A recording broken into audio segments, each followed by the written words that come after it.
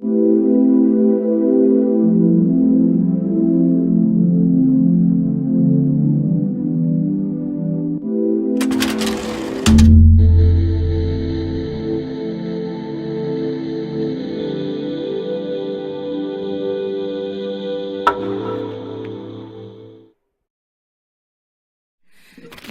entonces, esta sesión está coordinada por la doctora Beatriz Cerda de la O, médica adscrita a la Clínica de Género y Sexualidad, y presento yo, Alba Adriana Avitaselvas, médico de tercer año. Este es un fragmento de Orlando, de Virginia Woolf, se publicó en 1928, y quisiera hacerles notar una breve descripción. Él, porque no cabía duda sobre su sexo, aunque la moda de la época contribuyera a disfrazarlo, Orlando, solo tenía 16 años y era demasiado joven para cabalgar las tierras de Francia o por tierras de África. Solía escaparse de su madre y de los pavorreales en el jardín y subir hasta su buhardilla para hender y arremeter y cortar el aire con su acero. Este es el capítulo 1. El capítulo 3 tiene un cambio, digamos, dramático. Henos aquí, por consiguiente, solos y abandonados en el cuarto con Orlando, que duerme, y con las trompetas. Las trompetas en fila emiten un terrible estruendo. Uno solo, la verdad, y Orlando se despertó, se estiró, se paró, se erguió con completa desnudez ante nuestros ojos y mientras las trompetas rugían. Verdad, verdad, verdad. Debemos confesarlo, era una mujer. La pregunta de hoy sería... Cuando ustedes se levantaron por la mañana y se vieron frente al espejo, ¿en algún momento se cuestionaron si eran hombres o mujeres, si se veían muy masculinos o femeninos? Esta cuestión surge a partir de intentar comprender cómo un niño transgénero puede sentirse o cómo un niño de variabilidad de género podría llegar a cuestionarse. Es decir, si se ve tal cual como es y se siente y se piensa niño o niña, y todos los demás le dicen que no lo es, ¿no? Debido al sexo natal que tiene, pues podemos entender lo confuso que puede llegar a resultar. Entonces, ¿qué nos hace sentirnos o sabernos hombres o mujeres? ¿Cómo lo descubrimos cada quien en el desarrollo? ¿Fue algo anatómico? ¿Fue imitar roles de género? ¿Fue algo de la crianza de nuestros padres? ¿Tuvo que ver con algunos estereotipos? ¿El lenguaje? Los genes, tiene que ver con la asignación que el médico dijo cuando nacimos, es niño o niña. Entonces, pues esta sería la primera reflexión a la que los invitaría. En este sentido, hace muchos años, en el libro del segundo sexo, Simone de Beauvoir afirmó que no se nace mujer, se llega a serlo. Ningún destino biológico, físico o económico define la figura que reviste en el seno de la sociedad. La hembra humana, la civilización en conjunto, es quien elabora este producto intermedio entre el macho y el castrado al que se califica como femenino. Solo quiero hacerles notar en esto que la construcción social del género tiene que ver con la época histórica, tiene que ver con la cultura en la que nacemos, tiene que ver con la familia en la que estamos, tiene que ver con la simbolización. Los antropólogos mencionan la simbolización como una parte de cómo vamos creando esto. Y en este sentido, esta parte de lo que dice Simone de Beauvoir, solo la mediación de un ajeno puede construir a un individuo en otro, es una afirmación muy importante porque definitivamente también nos vemos y somos y existimos a través de los otros, de la mirada de otros. Entonces, si un pequeño de 2 o 3 años no está conforme con su género de asignación, o sea, es decir, si nació niño o niña, podemos entender la magnitud que tendrá esto para su vida a lo largo del tiempo, conforme vaya desarrollando tanto identidad, personalidad, conductas, etcétera. Bueno, como consideraciones preliminares, el sexo es un indicador biológico de la capacidad reproductiva. Hablamos de un estado biológico y reproductivo de cromosomas XY en machos y XX en hembras. Los órganos sexuales no pueden cambiar y menos del 1% de los niños nacen con una condición biológica llamada intersexual. En particular, el género, hablamos entonces de las expectativas sociales de comportamiento, aptitudes y apariencias dependientes del sexo que cambian de cultura a cultura. Entonces, bueno, aquí vamos a ver cómo estos estereotipos sobre los roles sexuales, lo más habitual pues es masculino y femenino, al menos en nuestra sociedad. Veremos que en algunas otras culturas puede haber un tercer género, por ejemplo. Entonces, bueno, es muy importante el género, dado que es nuestra identidad social, el cómo nos vemos en el mundo, salimos a la calle, el rol público que tenemos y también tiene una característica legal, es oficial, es decir, a través de nuestra documentación, de nuestra acta de nacimiento, de nuestro IFE, etcétera. Bueno, entonces, esta es la primera categoría social y de identidad que probablemente tiene un niño o niña. La identidad de género es la manera en la que una persona se asume a sí misma, es decir, como mujer, como hombre, ambos o ninguno, y puede no corresponder con el sexo biológico. La expresión son los rasgos culturales que permiten identificar a una persona como masculina o femenina a través de sus adornos, maquillaje, accesorios y algunos gestos. Alguien con esta situación, bueno, esta definición más bien, una persona género atípica o género atípico, nos habla de una persona cuyos rasgos somáticos o conductas no son típicas, pero en un sentido estadístico, de los sujetos con el mismo género asignado en una sociedad y época histórica dadas. Es un poco lo que hemos venido como mencionando. Y bueno, un término alternativo de la conducta sería género inconforme. Estas serían como definiciones del DSM-5 que tendríamos que considerar. Evidentemente, si estamos hablando de ciertos prefijos en relación al lenguaje y a los símbolos, tendríamos que el prefijo de trans es pues el griego del que se traduciría como de la otra parte, del otro lado, más allá de, a través de, e inter, para hablarnos de relaciones diversas de categorías, circunstancias, lugar de permanencia, debate, elección, diferencia, y una comparación de grado o primacía, que incluso pues podría llevarse hasta un terreno igual social en muchos aspectos, pero bueno. Entonces, inter, entre, en medio de. Trans, en este sentido, transgénero, es cuando el sexo biológico y la identidad de género no coinciden. Si nos quedó pues ya bastante claro, podríamos decir que si al nacer el bebé dijeron es niño, pero conforme va creciendo, pues él se siente niña, se percibe niña, se asume femenina y pues nada, ella es una mujer transgénero probablemente o no lo sabemos porque todavía no llega a quedar esto estable, pero bueno, entonces nada más dejar claro este concepto. Y bueno, una persona cisgénero es cis igual, es decir, alguien donde el sexo biológico y la identidad de género coinciden. Tenemos que mencionar brevemente las personas intersexuales. Esto está contenido dentro de los especificadores del DSM como trastornos del desarrollo sexual. Sabemos que genéticamente, biológicamente, esta es una condición en que las personas nacen con una dificultad para clasificar pues la parte como de los genitales, dado que pueden estar incompletos, pueden ser ambiguos, pueden tener hiperplasia suprarrenal congénita o algunas otras condiciones muy específicas, no sé, criptorquidia, etcétera, que pueden generar dificultad para el médico al nacer en cuanto a esto. Habitualmente en la legislación se sugiere no dar por hecho en este tipo de casos hasta no confirmar con pruebas genéticas, ultrasonidos, etcétera, y sería como lo más conveniente, independientemente que además de eso, quién sabe si el niño o niña pues se asuma dentro de esta condición genética, porque se ha visto que esto puede ser distinto.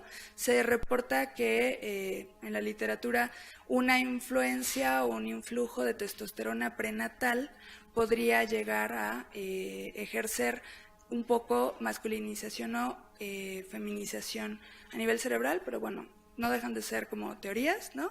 Como algunas otras, y bueno, habría que poder replicarlo y eso suena un poco complicado, pero bueno, la condición se presenta en uno de cada 1,000 a 4,500 recién nacidos. Entonces es poco frecuente, pero no menos importante por la, por lo que podría suceder en terreno de salud mental. y social. Otro término importante de mencionar es la orientación erótico-afectiva o orientación sexual. Este es un patrón individual de excitación emocional y físico que incluye fantasías, actividades, comportamientos y el género de las personas hacia quienes un individuo está física, sexualmente atraído. Podemos generalmente mencionarlos de forma coloquial y de forma habitual como gay, lesbiana, heterosexual, bisexual. Y es muy importante aclarar este punto. La orientación sexual es una construcción totalmente diferente a la identidad de género. Se confunde frecuentemente incluso en los niños. Entonces, o sea, si ellos no saben, nosotros no sabemos y nadie sabe, es decir, pues eso se va a desarrollar con el tiempo, ya lo iremos viendo. Pero sí es muy importante porque pueden ser objeto de muchos tipos de violencia que mencionaremos posteriormente. Entonces, la orientación de las personas transgénero se basa en su identidad y puede ser distinto a su orientación sexual. Por ejemplo, un hombre trans puede estar atraído hacia otro hombre, siendo gay por decirlo de algún modo, pues tal cual, o ser mujer transgénero atraída hacia otra mujer y podría ser lesbiana. Es decir, tiene que ver con el género con el que se asume directamente esta situación. Espero que haya quedado claro. Y bueno, adicionalmente, en la parte social, un estereotipo es una idea preconcebida, generalmente negativa, sobre atributos, características o roles asignados a las personas por el hecho de pertenecer a un grupo particular donde no se consideran habilidades, necesidades, deseos o circunstancias individuales. Este esquema nos puede dejar, espero yo, más claro esta parte, ¿no? La parte biológica, pues tenemos macho y hembra, en medio podría ser una condición intersexual, tenemos también estas categorías y estos continuums, ¿no? En cuanto al hombre, mujer, en medio estaría como la condición transgénero, y bueno, no solamente esta, es decir, podemos tener una gran gama y es pues algo pues esperable en términos sociales, estadística, etcétera. Y bueno, tenemos estos otros términos que, aunque no están tipificados de manera científica, sino de manera cultural, pues tenemos gender queer, género no binario, género fluido, género creativo, género independiente, bigénero, no cisgénero. En estos casos, por ejemplo, podemos pensar que no necesariamente va a haber una inconformidad con el género de asignación, puede ser que simplemente sea como un disfrute o una elección, como el transvestirse o no. Entonces, bueno, ya lo iremos también mencionando. Bueno, en cuanto a género, al menos en nuestra sociedad, sabemos que de manera categórica estamos acostumbrados a que sea alguien pues masculino o femenino, ¿no? Su género. En medio podríamos considerar personas como andróginas y en la parte de la orientación sexual, pues en el extremo más opuesto, del lado que quieran, podría ser heterosexual, en el otro, pues homosexual, y dentro de estas variaciones, pues podemos tener bisexual, asexual, pansexual, etcétera. Entonces, bueno, disforia viene pues como de dificultad, alteración, foria, que tiene que ver con fanein y tiene que ver con una dificultad para llevar o sobrellevar alguna situación en particular. Entonces, bueno, este término griego nos aclararía un poco en términos psiquiátricos que se describen varias condiciones de salud mental, por ejemplo, como un sentimiento de desagrado e incomodidad, como un estado de ánimo de insatisfacción e intranquilidad general. Por ejemplo, en el Kaplan lo describen en depresión y ansiedad. Y en específico, hablando de disforia de género, estamos hablando de una insatisfacción afectiva, cognitiva, persistente de un sujeto con el género asignado. O sea, esto ya es una categoría diagnóstica. Y habíamos dicho que el género asignado, pues, para recordar, es cuando el médico, ¿no?, al nacer dice, es niño o niña. Bueno, entonces, aquí reportamos pues es muy variable como según el artículo, la bibliografía y tal, comprenderán que es difícil como poderlo reportar tanto por, entre comillas, lo poco frecuente que resulta, tanto como porque va a ser muy difícil que acudan al médico a veces por esta situación, por todo lo que habíamos hablado de la parte cultural y social. Entonces, bueno, para transfemeninas, es decir, de hombre a mujer, tenemos como de 1 de cada 11.900, pero puede llegar a reportarse 1 de cada 45.000. Y para transmasculinos, de mujer a hombre, de 1 de cada 30.400 a 1 de cada 200.000. O sea, vean cómo es un rango absolutamente pues discrepante. Entonces, bueno, así lo reporta la Asociación Mundial para la Salud Transgénero. En este sentido, hablamos, por ejemplo, que es más frecuente a nivel mundial que tengamos la condición transgénero de niños, o sea, pues sí, nacieron niños y se identifican como niñas o como mujeres trans, si es que esto persiste a lo largo de la vida, pensando o por lo menos en el tiempo específico de los criterios, que sería 6 meses o 2 años, según se hable de la CIE-11 o del DSM-5.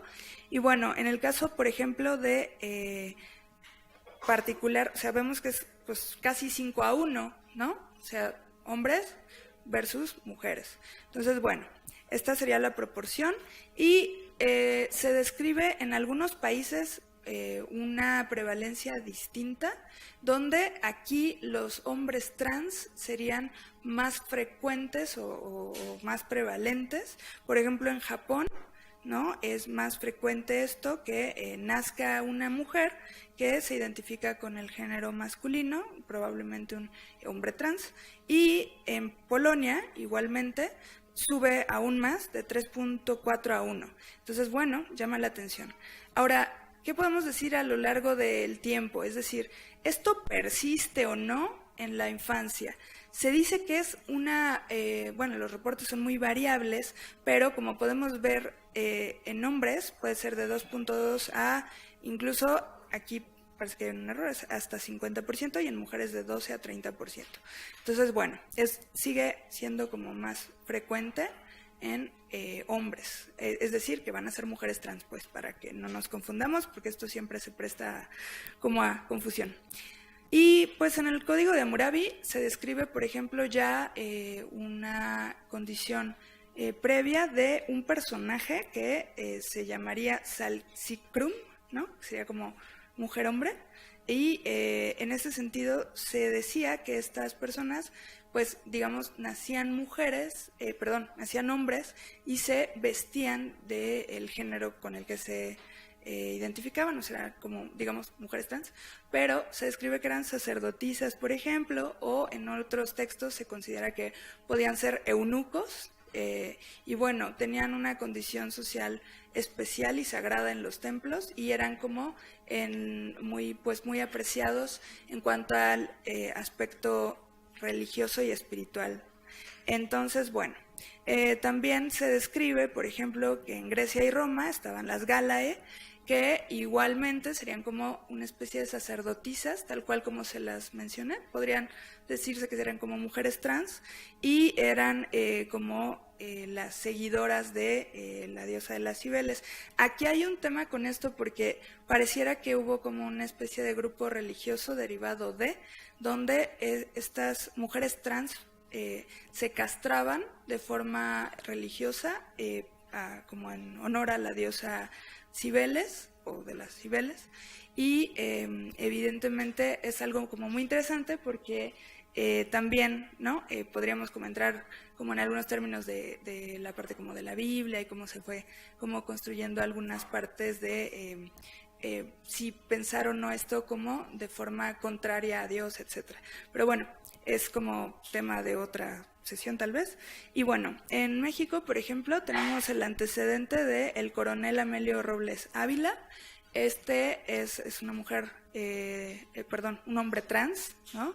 Que fue en la época de la Revolución, era una adelita que pues tenía como una fondita, hacía tortillas, etcétera, para solventar la familia, ayudar y tal.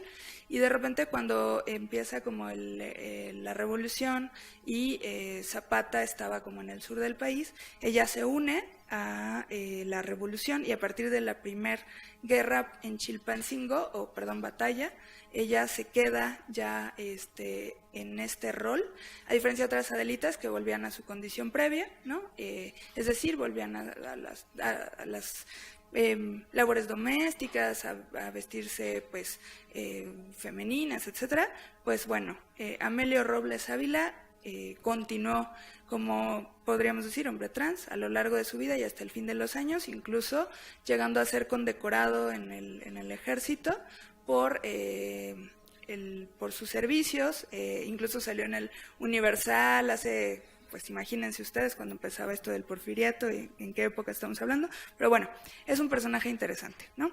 Y esto, hay que aclarar, es diferente a la condición de pues travestirse, porque por ejemplo en los años 20, ¿no? Pensando en Francia, en el porfiriato, había esta tendencia, por ejemplo, ¿no? Como un poco entre moda y entre que estaba surgiendo el feminismo y entre que ya estaba como el libro de Simone de Beauvoir, por ejemplo, ¿no?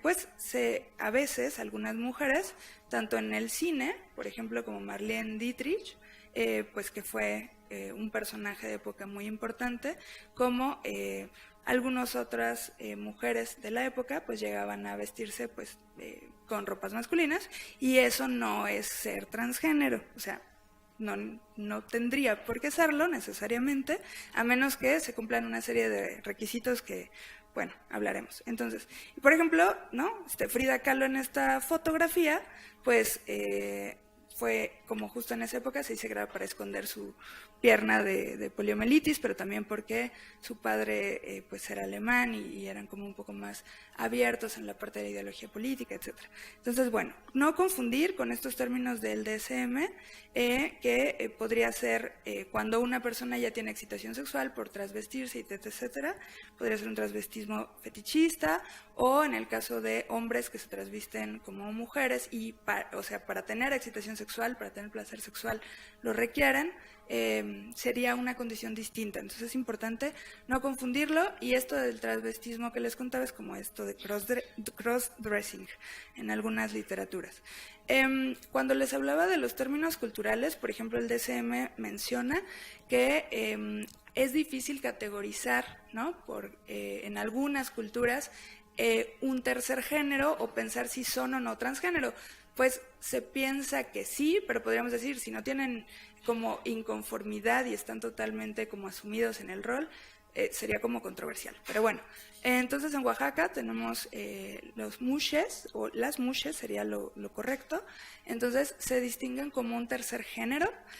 También este fenómeno cultural se replica en varios lugares, por ejemplo en las Islas Samoa, cerca de Australia, o en India también, y tienen otra vez esta categoría como religiosa. Entonces es interesante que este fenómeno se replique a nivel social y bueno, en otros lugares, pero bueno, entonces ellas están en la región zapoteca del Istmo de Oaxaca, y pues son machos biológicos, la mayoría androfílicos, y pueden tener esta adopción del rol y de, por ejemplo, el coito anal de forma rutinaria. El Istmo reconoce dos tipos de mushes, mushe Winnie, si es que lo mencioné bien, y estos serían como hombres trans androfílicos, y los mushe Ginyu, que se asemejarían al cisgénero androfílico gay, o sea, es decir, hay como este género que no se trasviste, que no se asume en el otro rol femenino como tal, y en este sentido las mushes que sí lo realizan, pues sería como la otra vertiente. Pero bueno, esto es un ejemplo de variabilidad de género, por ejemplo, o en otras situaciones también hablaríamos de variabilidad de género cuando los niños llegan a tener transitoriamente estos cambios por el otro género sin llegar a tener como ya una disforia o una incongruencia o un malestar persistente. Esto nos lleva a hablar del estrés de minorías y pues se tiende a haber estigma, discriminación, etcétera, vulnerabilidad. Y bueno, por ejemplo, en un estudio que les mandamos, podemos ver que había reacciones positivas y negativas en el pasado, como pensando que esto era una enfermedad mental, un mal de la cabeza, un comportamiento raro, o llegaba, como les decía, a confundirse con la parte de orientación sexual. Entonces, bueno, esto sería un ejemplo. De niño yo estaba muy preocupado por tener pene, porque tenía la fuerte esperanza de que algo mágico pasaría. Cosas de niños, era un pensamiento mágico y que despertaría y sería mujer. Entonces, bueno, igual habrán checado como esta parte, ¿no?, de los términos de categorías diagnósticas, positivos y negativos, en cuanto a por qué han ido modificándose. Por ejemplo, ahorita ya incongruencia de género o trastorno de identidad de género, o sea, desde como el DSM-4 y hasta la actualidad. Entonces, bueno, en la CIA 11 cambió de transexualidad a incongruencia de género y actualmente pertenece a las condiciones relativas de salud sexual. Antes está en el capítulo de trastornos de personalidad y comportamiento. En el caso de esto, pues tenemos como los criterios y aquí lo que les quiero marcar es que el mínimo son 2 años. Y bueno, en una muestra, por ejemplo, de Clínica Condesa, se vio que más o menos entre la suma de área metropolitana y Ciudad de México, se tenía una muestra de 90.300 personas trans y, por ejemplo, de estos el 40% tenía VIH, es una comorbilidad muy importante, sobre todo con mujeres transgénero. En este estudio pues se reportó un 0% en hombres trans y pues también era una muestra muy pequeñita. Todos estos pues más o menos fueron como los porcentajes, ¿no? El 82% eran mujeres trans y el 16% hombres trans, y esto se replica un poco como en la literatura, ¿no? Entonces, el tema es que esto se presta pues a una precariedad en la condición jurídica, violaciones de los derechos humanos, y bueno, en esta muestra, por ejemplo, vieron que la edad en la que se daban cuenta más pronto eran entre los 5.6 años, solían llegar a hacer cambios hormonales, por ejemplo, a los 25 y llegando el 43% incluso sin supervisión médica. Algunos a los 28 años, el 14% llegaba a hacerse cirugías. Y bueno, ¿no?, empezaban con cambios en la apariencia, cambio de nombre y pues vestimenta. Entonces, transexual, ¿no?, en el DSM es un sujeto que busca o ha experimentado una transición social con o sin transición somática por tratamiento hormonal o cirugía genital. Nada más quisiera mencionarles que es un término ya un poco en desuso y justo por las condiciones previas que hemos ido mencionando puede ser estigmatizado y se correlaciona con atributos negativos como lo que decíamos de estereotipos también. Entonces, bueno, en el DSM necesitamos por 6 meses 6 de las características, ¿no?, que serían el deseo de pertenecer al otro sexo, transvestismo puede ser, o resistencia a vestir las ropas de su género, también algunas otras como las fantasías a pertenecer al otro sexo, las actividades, juguetes, etcétera. Y pues nada, recordar que además de esto puede haber o no disgusto por anatomía sexual y caracteres sexuales secundarios, causa malestar clínicamente significativo. Recordar la Declaración Universal de los Derechos Humanos, el artículo 1 dice que todos los seres humanos nacen libres e iguales en dignidad y derechos, dotados como están de razón y conciencia, y deben comportarse fraternalmente los unos con los otros. En legislación únicamente les mencionaré que a partir del 13 de enero del 2004, en el Código Civil mexicano, en la Ciudad de México ya existen estos artículos donde hay una serie de pasos o de leyes sobre la reasignación de género, se requiere un juicio, se pueden llegar a consensuar los contratos matrimoniales, bueno, a hacer, pero necesitan tal vez en estos, o bueno, hacer como todo el juicio, todo el proceso, etcétera, tener su nueva acta de nacimiento y pues evidentemente poder con esto tramitar sus credenciales. En el 2008 esto pues costaba 1,500 y pues nada más decirles que para que esto suceda tiene que haber una intervención profesional, parcial o total, demostrada. Entonces, esto no sucede en los otros estados de la República, entonces estamos como con una situación difícil en cuanto a las demás personas desprotegidas en este terreno. Y pues esto es como un seguimiento de un grupo contra la transfobia en el mundo. Vemos que de enero del 2018 a septiembre del 2018 murieron 2.987 personas trans asesinados o del género diverso.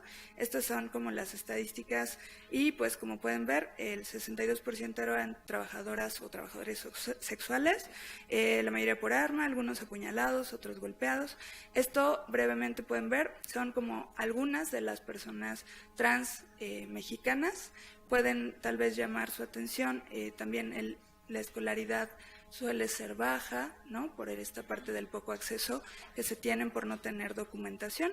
Tenemos honrosamente el penúltimo de esa, el 368, que fue Paulina Domínguez Hernández, era mesera en Coatzacoalco. Y bueno, todos estos son reportados por esta asociación civil. A veces no son reclamados los cuerpos. Entonces, bueno, es parte de la violencia que existe en nuestro país hacia minorías sexuales. Este artículo, pues, brevemente vamos como por cuestión de tiempo a enfocarnos ya en la parte estadística. Ya mencionamos como las generalidades un poco en el artículo y es un diseño observacional, analítico y transversal. Como precedente se describe que para estudios previos y para a los 6 meses un bebé puede discriminar rostros femeninos y masculinos, al año distingue voces femeninas y masculinas, y esto puede sesgarse un poco debido a que se ha visto que el cuidador primario o el apego primario puede estar siendo también un factor en relación a que si es hombre, el niño puede tener preferencias, por ejemplo, hacia el género masculino en edades tempranas y de forma contraria si es femenino. Entonces, bueno, en el desarrollo de la identidad de género, a un niño entre los 2.5 y 3 años puede definir si es niño o niña habitualmente, ¿no? Entre los 3 y 5 años ya puede responder si cuando era bebé era niño o niña y si en la actualidad es niño o niña, y a esto le llamamos justamente estabilidad de género, que puede variar sobre todo en personas trans, como se ve en el artículo, y de los 6 a los 7 años, si un niño o niña tiene como otro atributo pues corporal, como el cabello largo o corto, ya puede tener esta consistencia de género, es decir, no porque cambie la parte externa va a pensar que cambia el género o el sexo. Y bueno, si de 5 a los 12 ya se va desarrollando el pensamiento abstracto y ya piensa en sí mismo en términos de género expresado. Todo esto que acabamos de decir es la constancia de género y eso significa que va a ser ya un pensamiento que no va a cambiar a lo largo del tiempo y bueno, eso hace que normalmente no nos despertemos en las mañanas y pensemos o nos de pronto, ¿no? Como el personaje de Kafka, nos despertemos estando en un género distinto. Y bueno, entonces, en algunas literaturas puede haber como cierta similitud o cierto sinónimo entre constancia y consistencia. En particular, la demografía ya la mencionamos, pero mencionar que en esta muestra los trans al menos eran 2 de 3 años de edad, 13 de 4, 21 de 5, y solo varía en la demografía la parte como de los ingresos, que podría ser o no importante, para los hermanos trans y para los hermanos trans y para los trans. Entonces, bueno, en el género pues no hubo como evidentemente tantas diferencias y un poco nada más mencionarles, pues la raza predominante fue blanca. En la parte de ideología política parental sí hubo diferencias estadísticamente significativas. Se midió desde muy liberal hasta muy conservador. Esta es la edad de los niños promedio, no discrepa mucho, y la ideología política. Entonces, bueno, esto podría prestarse como al análisis, evidentemente, y cómo va cambiando a lo largo del tiempo. En cuanto a la estabilidad de género pasada, sí hubo una estadística, bueno, una significancia estadística, porque se veía que en el pasado el niño le preguntaban, cuando eras un bebé eras niño o niña, ¿no? Y eso sí cambiaba en las personas trans o en los niños trans, no modificaba en los controles ni en los hermanos trans. Y en la estabilidad futura, es decir, si en el futuro serán papá o mamá, cuando crezcan tampoco había diferencias, ¿vale? Entonces esto sería como de las cosas más relevantes para poder mencionar en el artículo. Igual en la constancia, por ejemplo, si cuando este niño o niña era bebé, era niño o niña, mostrándoles tarjetas, ¿no? Con niños, niñas y adultos, mujeres y hombres. Entonces, bueno, esto es como la manera en que se midió, tampoco hay diferencias estadísticamente significativas. Entonces, tampoco en si hubiera una modificación en la ropa o en los juegos. Entonces, y en la tercera parte del estudio, si llevaran otra persona, o sea, otro niño u otro adulto, ropa de género opuesto, tampoco habría como diferencias, ¿vale? Entonces, esto es como muy interesante en cuanto a cómo se intentó medir, y tampoco en estos, bueno, en la preferencia, estereotipos, similitud, vestimenta, este es un ejemplo de cómo se hace. Se les muestra si desearían ser amigos o amigas, por ejemplo, de alguno de estos participantes, y ven la preferencia con pares, habitualmente es hacia el mismo género en la infancia, y también en cuanto a la ropa, juguetes, flexibilidad de estereotipos, etc. Entonces, bueno, nada de esto fue estadísticamente significativo, pero nos habla también que es similar en un niño trans ya con transición social a un control o a un transgénero, pero habrá que replicarlo y ver la parte como a futuro. Entonces, bueno, si acaso se reportó que sí había diferencia en cuanto a los juegos. Un niño género atípico pues puede tender a juegos masculinos y femeninos, a diferencia de un control que solo buscará como los de su mismo género, no sé, carritos, muñecas, etcétera. En cuanto a la identidad de género explícita, como pudieron ver en el resumen, se perdió una gran muestra, entonces por eso no es tan valorable esta parte, y se les preguntó su sentir interior y en el futuro. Entonces, la evidencia sugiere que los niños transgénero muestran preferencias tan fuertes como los controles, y en este sentido, lo más relevante sería como esta falta de creencias en cuanto al término de estabilidad, que es como la propuesta de este artículo al menos, pero que no se ha replicado necesariamente en otros estudios y habrá que valorarlo.